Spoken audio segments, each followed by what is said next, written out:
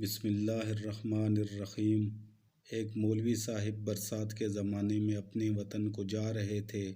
راستے میں دریا پڑتا تھا، کشتی میں سوار ہوئے۔ جب کشتی چھوڑ دی گئی تو مولوی صاحب نے ملاح سے کہا، بھائی ملاح، تو نے کچھ پڑھا بھی ہے؟ اس نے کہا، نہیں۔ مولوی صاحب نے کہا، تو نے اپنی آدھی عمر برباد کر دی۔ تھوڑی دیر کے بعد کشتی گرداب دریا میں آ گئی۔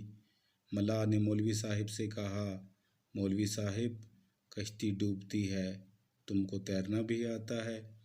مولوی صاحب نے انکار کر دیا۔ ملاح نے کہا، مولوی صاحب، آپ نے پوری عمر برباد کر دی۔ غرض جوں توں کر کے کشتی پار ہوئی۔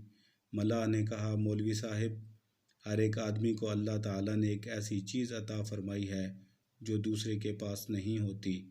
اپنے اپنے کام میں ہر شخص ولی اور مولوی ہے۔ بس جس طرح مولوی ملاح نہیں ہو سکتا، اسی طرح ملاح مولوی نہیں بن سکتا۔ ہر ایک شخص کو اللہ تعالیٰ نے خاص کام کے لیے پیدا کیا ہے اور اسی کی طرف اس کا میلان ہوتا ہے۔